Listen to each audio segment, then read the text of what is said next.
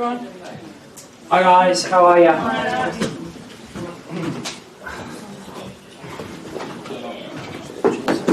Thank you. Oh. Thanks, mate.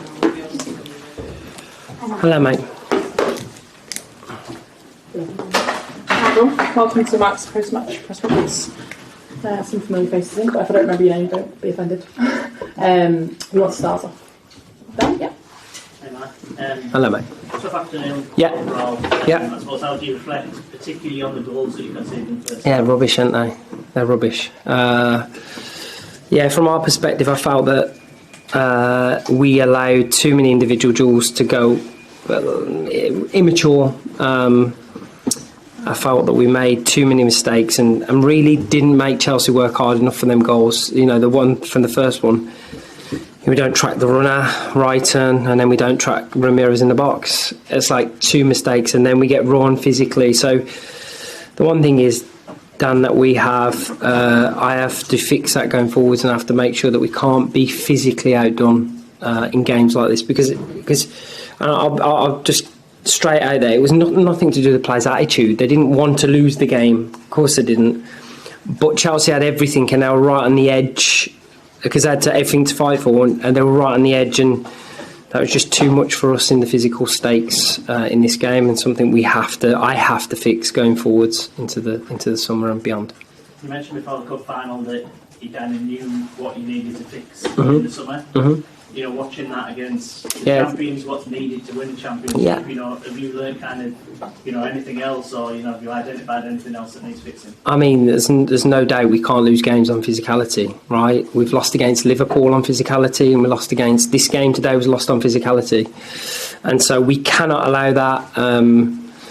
You know, you have to have a base level in order to produce a tactical plan, and we have to be better at that. Today, look, the players are honest. They'll know what they've done today and what wasn't good enough. At half-time, the players knew it wasn't good enough, but they knew it wasn't nothing really to do tactically. We're a Manchester United team that have to attack.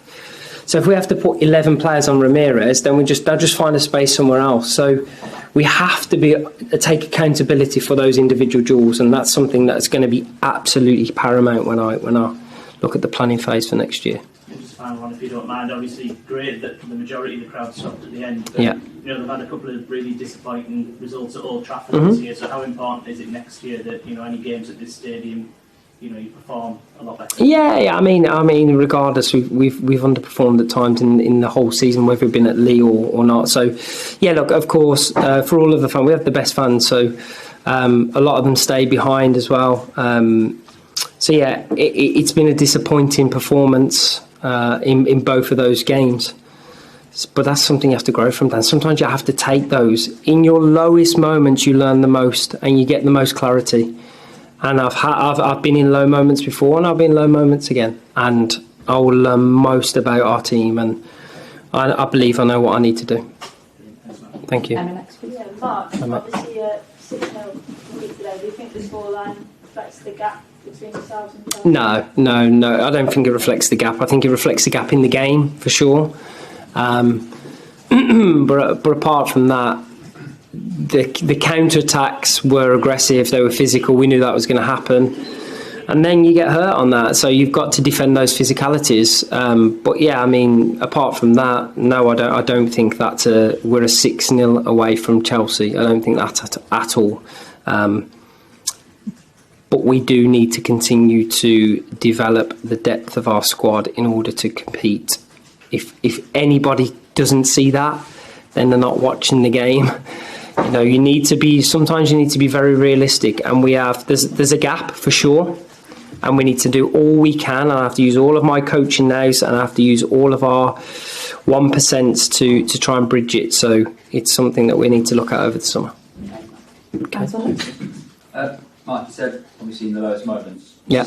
Your lowest moment was Manchester United? It feels like in the moment, right? But I think it's part and parcel of a team that are trying to develop. We're unfolding in front of your eyes. We have to grow, and we have to try things where you have to recruit more players, and you have to continue to grow so quickly that where do you get consistency? we all talk about Manchester City's consistency. It's because it's there and it's been there for a while. Chelsea's, they're adding to their consistent basis. We're having to catch up and then add to that consistent basis. So over the past few years, we've had to keep evolving the squad, and we've got to get to a point where that is minimal. I think minimal disruption. And I think this year, more than anything, the consistency's gone. It was gone. So it's something I need to fix, keep, and over the next few seasons, build a consistent team that makes us able to compete on any game in any stadium. Do you feel that obviously you just said you need to develop the squad more, Mm-hmm. so that kind of goes against the consistency thing if you're bringing in new players, and also do you feel as though you coach this group of players up as much as you can, considering obviously there's a limit to what this team can succeed? It's part of a reflection point. What I'd say is there are always, you change the context, you change little bits, Anton, and people grow again. So it's not as easy as that.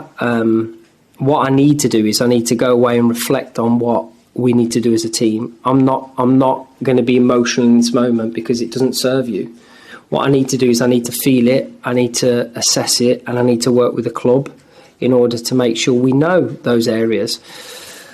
I've known for a while where we fall short, but there's also time that you need to be able to develop those areas, and I said to the players at the end that I need to have a summer that I need to be as ruthless as I need to be in order to make sure we get where we want to be, and that's my job.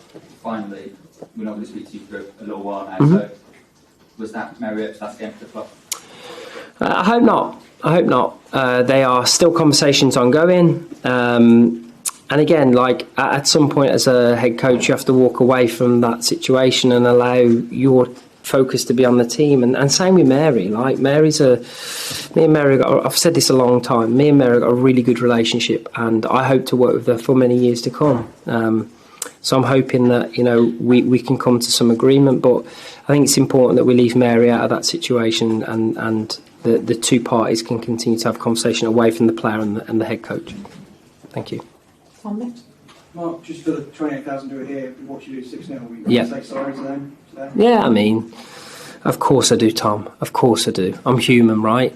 But also, we've got this funny thing at Manchester United. We always jump to the most negative point. We've just produced the first trophy in the club's history of a domestic trophy. And if you know anything about me, the resilience and drive I have in me is to continue that, and is to take this team to the next dimension. So me as a human, of course I'm sorry to our fans, because they're the most important things to us, the most important people, part of what we do.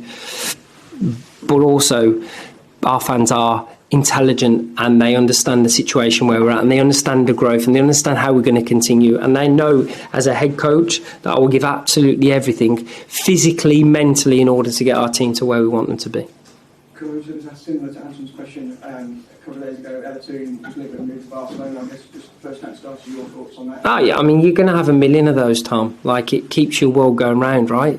It keeps your world going round. So I've heard nothing, and I'm sure I'd have been told if that was the case. So from my perspective, obviously Tooney, everyone knows how important Tooney is to what we do at Manchester United, and especially me. So yeah, like it's part and parcel to build now rather than take away. Thank you. Jim? You spent a lot of time when Chelsea were celebrating, sort of Yeah. just looking and watching, Mhm. sort of going through your mind in that moment. What that feeling? Yeah, it's a difficult moment, right? Difficult moment. We are a team that is chasing those successes. We're chasing, so you've got to face them, Jay. When you're not in when you lose 6-0 at home, you have to face it. And I'm the one that faces it, right? So I always face it, and I always will face it. But I think it's important that we as a collective keep making strides towards being where Chelsea were. And I think sometimes you have to visualise where they are and acknowledge that they've been doing it for many years, and we've got to find some way. And I've got to exhaust myself in order to find my way, in order to bridge as many gaps as we possibly can, to get as close as we possibly can. So, but I believe in myself to do that, and I believe in this team and this club in order to put us where we want to be, which is where they are today. Cheers. Thank you. Okay. Well, it was announced yesterday that you Mhm. signed a new contract. Mhm. Obviously, when we spoke to you last week, you said like you're very confident of kind of everything that's to come. Dave Brailsford took the game today, Mhm. and kind of, yeah, how nice was it to, I guess, get that announced before the end of the season, so you're not going into summer of uncertainty? Yeah, I mean, the reality is I've been negotiating for a long time, so it was, you just don't say it right until it's, we've probably been sitting on it for a while now, so it's already been done. And I know people put out that we win the FA Cup, so that's what his job, and he gets it because of that, and it wasn't that. My performance is growing, and we're growing, and we're adding domestic. And look, we're not where we want to be, guys. You know that. You watch our team every week. Well, some of you do. Some of you maybe just watch the highlights and then make your own decisions. But if you watch our game every week, we are growing. We've had a lot of inconsistency this year. If I'm just one statistic that actually I'd like to talk about football more and not scandal. Like, I want to talk about football. This is it's a club rich in heritage of football, and I want to talk about that. And so from my perspective, I want to make sure that next season we are talking about football. And so I've been chosen to lead this team, and I can guarantee every Manchester United fan that I will give absolutely everything in order to deliver success to this club, and continued over years and years and years. But let me just stress on the final point, the days of winning 5 in a row, I think, will be gone. And congratulations to Emma Hayes for doing that, and for Chelsea for doing that, because, you know, I've been in this game a long time. People, I think, forget that. I've seen it grow from no teams that were not professional all the way to teams that have had the advantage because they professionalised quicker. But what they've managed to do, Chelsea's, in the era when it has been professionalised, has still managed to deliver that situation. So congratulations to Emma. I wish her all the very best in the US, and now it leaves a space, and hopefully we can fill that space going forwards. When you talk about the goals in the first half, and I think you said the word like immature, is that in terms of like experience, in terms of what, like Ramirez, for example, and her power and strength, and not learning from that, or is it something else? So if you're playing against somebody that is really powerful, there is no way you hold her, because she just turns you. You use your body weight to turn you. We know that. We know that. In the decisions in those moments, we've made bad decisions, and that's where we've got to grow. That's where the players will have to grow. And look, the one thing I know about this group, they want to do that. They want to do that, but you can't. We will not make excuses going forwards for that. Like, we have to learn, and we have to take responsibility for that. But I do believe, Catherine, that they will do that, and I believe in this group to be able to do that. And of course, we need to add to it in order to add the final pieces. But yeah, it's an immaturity that we need to get out of our system quickly. Just on that, is in the dressing room at the moment, is there kind of feeling amongst the players that they were immature and they need to learn from that defeat, or is it kind of too raw to kind of take that seriously? Yeah, we need to be clear on how we use the word immature. Immature moments, not immature in the whole of the game. There are moments where we can control Chelsea's shape, but we lost in the physical duels, which is where the immaturity comes in. I have not been into the dressing room, I don't know. But if I know this group, which I think I do, is of course I'll be hurting. And there'll be players in that dressing room that, like me, have fire from situations like this. They don't run and hide from it. And those are the players that we need to continue to work towards success with Manchester United. But look, guys, how long have you been reporting on sport? When you take losses and when you take it like this, then you have to stand up, because sport is about resilience. It's about learning and pushing forwards, not just giving up because it's not what you want. And that's my psyche will never be that, and our players will never be that. Done? That's it. Thank you very much, guys. Thanks for your Thank time. you all for your time throughout the year. I know you're not always reported nicely, but for all of you, thank you very much. You know, we're all part of the same circle, and we're all trying to make this game grow. And I thank you for all of your time and all of your reports, whether I like them or not. Okay, and I hope you have a lovely summer. Okay, see you later. See you in a bit.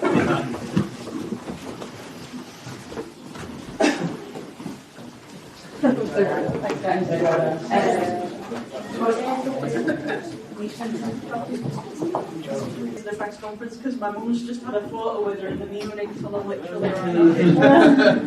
Oh, you won't stop delaying our press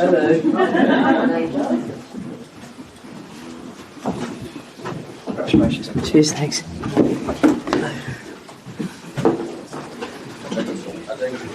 Thanks, thank you.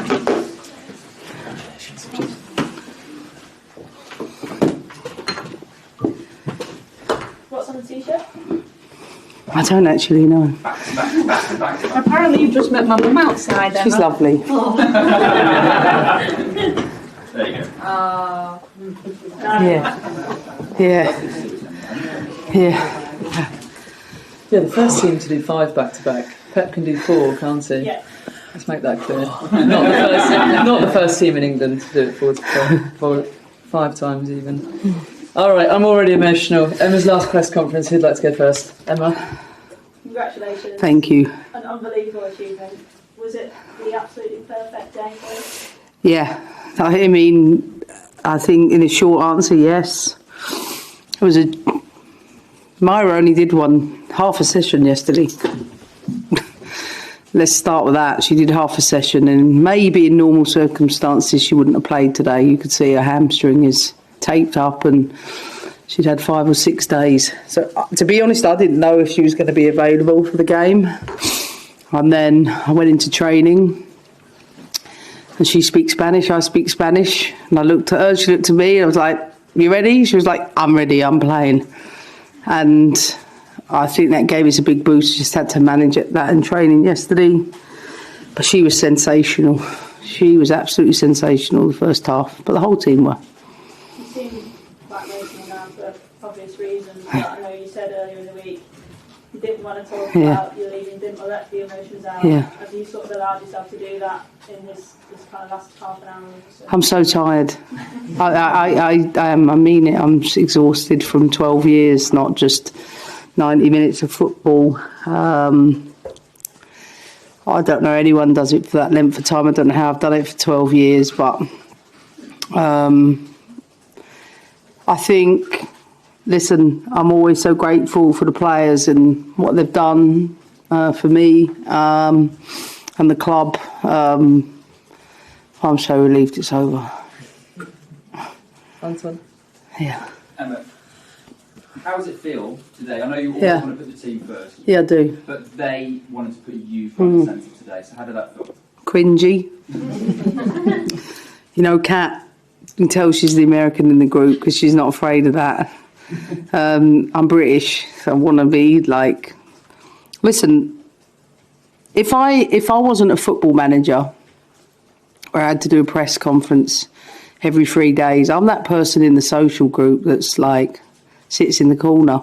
I'm not someone who is front and centre in my life. I don't live like that. So I find some of this job really, really hard because I just want a quiet life, and that's what I'm most looking forward to, is being out of the British media.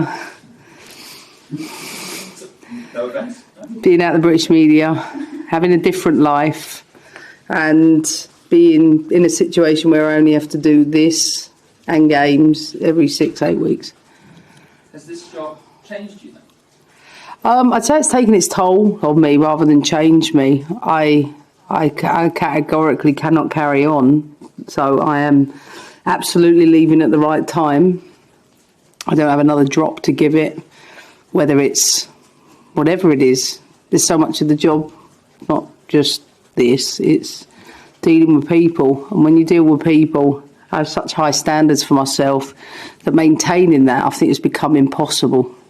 I can't keep up with the demands from players on a daily basis in terms of their emotional needs, in terms of everything. And I found that to be gruelling this year, to be honest with you. And I hope that the club really support the new manager to get player care and a little bit more performance psychology, just because I really believe in the well-being, even though I can't take care of it in the same way. So made my suggestions to the sporting directors, and I know they'll take it on. It was lovely to have them. It was lovely to have them here today, and the owners. Just fine. So you want to flight next week? Am I right? Just how are you going to sort of, if you drained now, how is it going to sort of feel when you have to go again so soon? I mean, it's not tiring thinking about going to an Olympics, is it? It's different energy. It will, I'll feel reinvigorated and re-energised with something else. Sometimes people think you need a rest. Sometimes you just need a change. So Monday, I have to speak to a handful of players and staff, as I have been doing in the background anyway. Tuesday, I'm on a leadership call with US leadership, and Wednesday I fly to New York, and pressers Thursday in Denver Friday to meet with the staff and get prepared for the team to arrive on Monday. And listen, they deserve my full attention, and they will get that from me. And those preparations have been put in place in the background, so yeah. I'm having one night tonight and Harry's birthday party tomorrow. That's all I need. I'll be ready to go Monday morning. Okay. Hi Emma, congratulations. I know you said you're not interested in fairy tales this season, but Frank Kirby. Oh, that one I am. Yeah, that felt like a pretty tough ending. No, I think Fran's really struggled with, a diminishing role in the team, and I think that's to be fair. I think it's so important. Sometimes we can have a lot of emotions about, like, always the here and now. But when I look at Fran Kirby, I just think of her tenure at the club and think, icon, legend, top goal scorer. Everybody in this environment wanted her to score today. I think it was emotional for her too, in different ways. But for her to have that moment with the fans, and by the way, the fans are absolutely amazing. Like, they were even better than they were midweek. I absolutely love the fans today. I'm so happy for Fran, and I want her to look at a moment like that and remember all she's achieved at Chelsea, and that signing off at Chelsea has been a huge success for her. Look at the trophies she's won, and she is someone I absolutely wish the best in her future. Going back to the selection of Mayra, yeah, the tough decision because of her fitness, but it also meant leaving out Aggie. So just how difficult a decision was that to come to? Every day is a difficult decision. I had to leave 3 players out of the squad. Imagine what that was like this morning, to have to tell those 3 people they're not in the squad, let alone not in the team. I won't miss that every 3 days. That's probably the hardest part of the job. In fact, it is the hardest part of the job, telling people they're not in the squad, because people automatically associate value with playing. So if they're not playing, they don't think they're contributing. And that's really tough on players. So, however, in years to come, no one looks at the team sheet. No one looks at who's in the squad of 20. Everyone says you were part of that team at Chelsea. And that's what I try to remind players, even though that's hard when they have individual situations. I think Myra, listen, Aggie's a young player. She's the future of Chelsea, but she's still got a lot to learn. Myra, we've been without Sam Kerr, Myra, me official, LJ the back end of the season. We've had some big injuries this year. Billy Bright. Trust you me, losing the volume of leadership we have at the back and up top, I think did take its toll. Plus the transitioning of new players, young players, and, the diminishing role of some of the senior players. But that's why for me this is the best title, because we're not stupid. We know we weren't at our best. But for us to win a title, wow. Like, I'm sorry, I don't think you guys realise how hard it is to win and win and win and win. Some of these teams don't change their teams, or they're in the peak of their eras, and they play a game a week. We don't. We've played significantly more games if you look over the last 5 years, and I think it took its toll as well, plus Olympics, plus World Cup, plus Euros in terms of our senior players. But I almost can't believe we've won the title. Yeah, that was going to be my next. Can't believe it. Just like, you've obviously seen a lot, you've won a lot in your 12 years, but those things you just talked about, what maybe makes this year and this title race unique for you guys? 2 games to go in the title. We've got a 19-year-old on the right-hand wing in Micah Hamano, and Aggie's 20. No one talks about that enough. It's not Sam Kerr. I respect that City have lost Bunny Shaw. Look what we lost this year. And when you watch Billy Bright's performance today, she's had to play the last 3 games, and we all know she hasn't been 100%. But what a leader. What a leader. And we've missed Millie for large chunks of the season.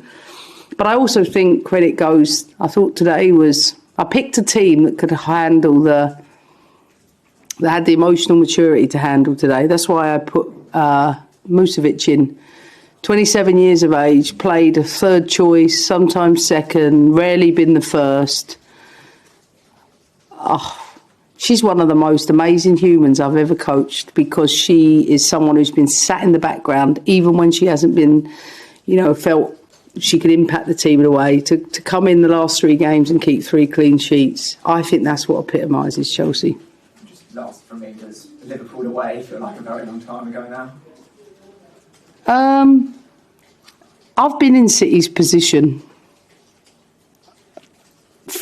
I can't say forgive me, but if we'd have been in City's position, had they lost to Liverpool in the years gone by, we definitely won that next game. So forgive me for thinking that City should have won the title. I'm not doubting that. I think the loss of Bunny Shaw was significant. I think Man City have had a tremendous season. They really have. They pushed us all the way. But if you leave that door open for a team like Chelsea, I think the minute that door was left open was the minute everybody knew that we would walk through it. Katie. Emma, congratulations. You said after the game against Bristol City that there are a lot of moments in this job that are probably not as enjoyable. Yeah, loads. You ain't got long.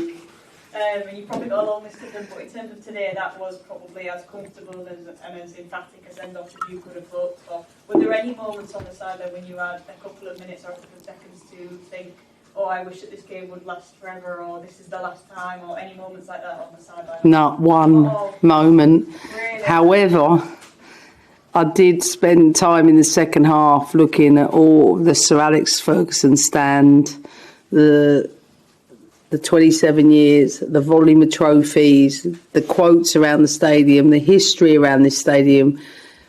I'm a little bit ADHD, so I definitely took that in a little bit, and I missed my drink with Sir Alex because I was celebrating too much. He was waiting for me, and I'm absolutely gutted. But he just rang me before I came in here, so I'm sorry, Sir Alex. I was really looking forward to that glass of red.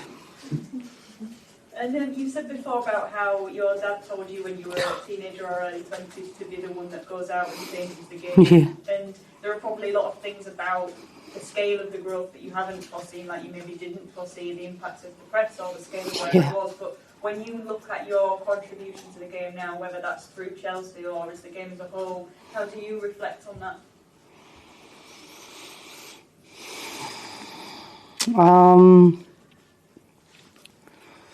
I think I don't really know, because I'm not someone, I'm really like genuine. Even when I come in these places, I'm a genuine person. So I don't work to do something for anything other than the right reasons. And I just wanted to create role models that I never had. I just wanted to create a profession that wasn't possible. I get asked that question all the time, would you have been a professional? How could I have even dreamt about that as 10 when it was no visibility on television? Maybe Marianne Spacey on Channel 4. There was only 4 channels when I was a kid. Maybe a little bit of that. Then the first big moment was my dad ringing me from the Atlanta game saying, you got to come here, girl. This is where you got to come. And him going and watch the 96 generation, the 99 generation. And he showed me role models, but they happened to be the US Women's National Team.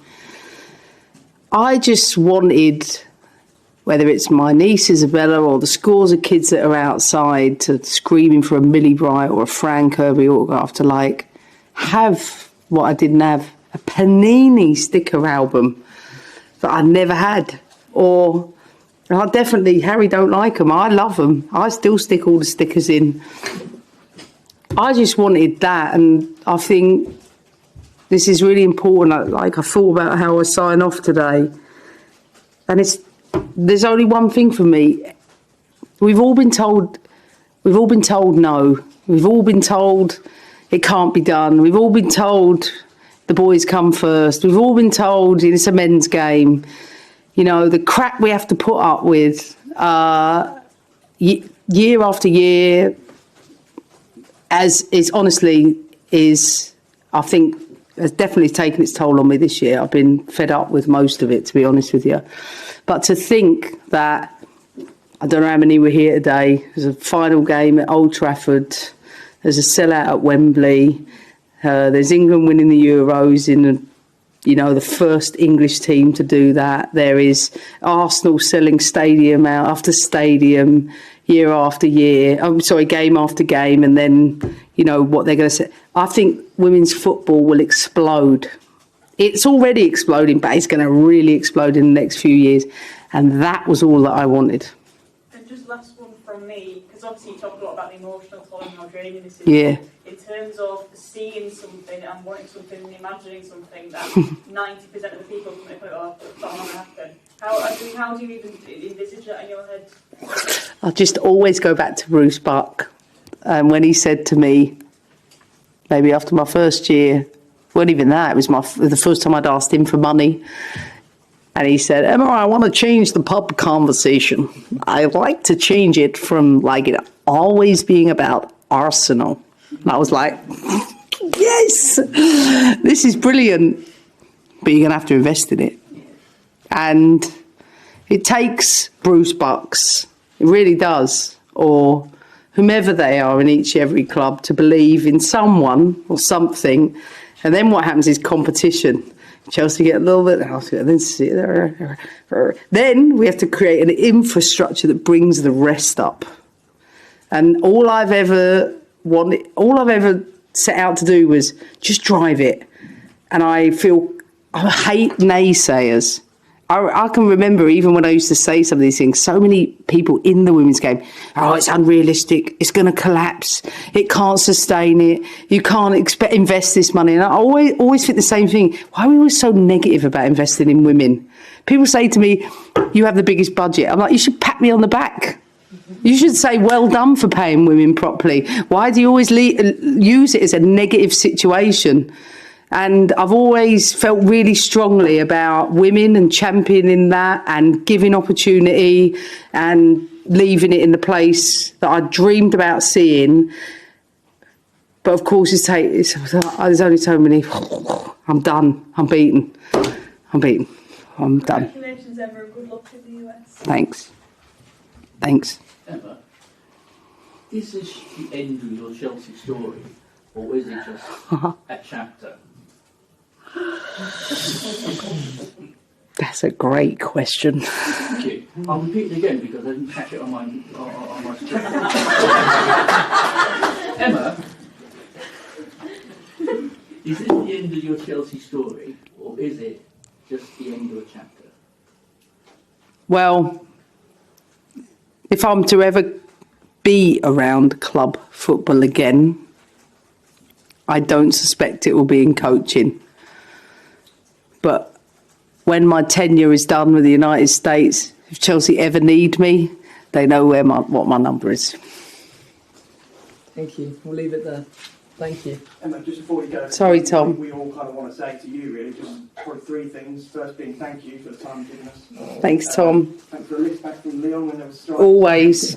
Always. Good luck, America. Thanks. We all wish you well in the quest to finish second behind England in the World Cup. Don't lie. And just best of health to you and all your loved ones. And Thanks, Tom. Catherine's organised a card Oh, for everybody in the press pack. Thank you so much. That's lovely, guys. I appreciate that. I appreciate it very much. Emma, And do you want a photo? Do you want to go round and I can get a photo Sure. of all of you? Sure. You look quite cute. We should have there now.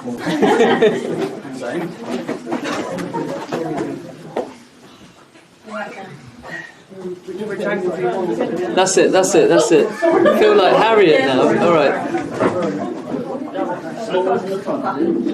Can everyone see me? I mean, everyone knows my son said to me when he came over to me, he was like, hello, Mum. He went, we've got another one to put on the line. That's absolutely ridiculous. All right, that's it. Everyone's in. Can everyone see me? Say 1, 2, 3. Up the Chels. Go on. Up the Chelseas. I'll send that to you guys. Thank you very I'm much. kidding. I get it. A singer. Just a beer. There you go. Have you got any spares? Just a beer. I've got loads. Lydia, can I say thank you to you as well? Oh, don't be silly. Don't be silly. Leaving the army and trying to get into women's football has been hard. And you, Mate, Sam, you've been fantastic. has been a You've been godsend. brilliant, mate. Absolute You've been godsend. brilliant. Means a lot. So I Straight back at you. appreciate it. You've hit the ground running. You've hit the ground running. Thank you, mate. Best decision you made. Take care. We'll see. As I get time.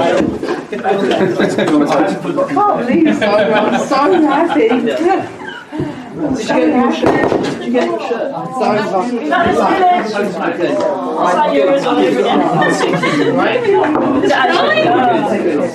Lids, what's in there? Oh, it's Emma's bottom fine that Emma got. Trust me, it makes a difference. Looks nice. All right? Vintage. Oh, I'm trying. I'll do it like every 8 weeks. 8 weeks. Thank you, man. I can't believe it. Beers later. I've got a party. Gonna be over in the city. Yeah, I've got Okay, about 60 perfect. small friends. All my friends coming over, family and barbecuing. See you soon, Dan. See you soon. At 6:30 in the morning. I don't like it. I like being mum. See you in France. Definitely. Can I just say, I was the army last year, getting into women's football, and my first sort of proper interview was you. And you challenged me. I think you made me a lot better. And I just wanted to say thank you. It's been a real honour, and I appreciate it. Appreciate it. I do. Listen, I know you need to do what you got to do. But I said this to Jurgen Klopp, and him and I have spoken a fair bit in this period. Hard. Doing this all the time, so hard. Do you feel that I think it's trusted then? Is it draining you? Yeah, draining. I'm draining. Because I'm conscious when we I'm have someone else to do it. Like, please someone else step up. when someone goes off and it's misogyny during the week, and it's always like, let's be, I know what Emma thinks. I might have something to do with Chelsea. Sometimes I feel like that is just. What do you think's happened in the women's game? No, I think that's probably like part of my own doing sometimes. You know, but I can't change it. I'm not like, I just had to learn to become, just switch off from it, like take it away from me. But I think the players are really, really struggling with it. They're really struggling with the world of social media, especially like that. Yeah, they're really struggling with it though. Like I said with Becky Spencer, I know Becky since we were kids, she's like, I'm all over the place. I said, why? She said, have you seen the abuse of Manford kicking the ball to someone? I said, but this is what I say to them, and I say to myself, listen, we know we've arrived. If that's the case, we've arrived that it's that much of a talking point. But I don't think we've gone professional, whatever. I don't think the difference with the men's and the women's game, boys have come through their academies with lots of player care. So you imagine if you're, I don't know, Lauren James, or Becky Spencer, maybe less so, it's older, but it impacts them. They don't have the player care around them, and they haven't gone through academies where they've been drilled in how to be and how to behave and how to say things. So it's so tough for them. And then obviously fans then jump on the bandwagon, whether it's on this bad finished or, you know, runs in the family, the James family. That's like, it does. I always say to myself, don't read it, but the difficulty is, what do we do? Like we all conditioned now to pick up our telephones. So, like me, I'm not going to go on Twitter anymore. I don't. A little bit of Instagram, you scroll past those things. You can't avoid some things, and it can take that one situation, and it can trigger something. And I know we have to be resilient enough, but I feel like that's probably the one thing maybe I worry about. I hope clubs invest a little more in player care. Not just performance psychology and care. You don't realise how fragile this generation is. They're really, really fragile. Really, like more than I've been coaching 26 years. This generation is the most fragile.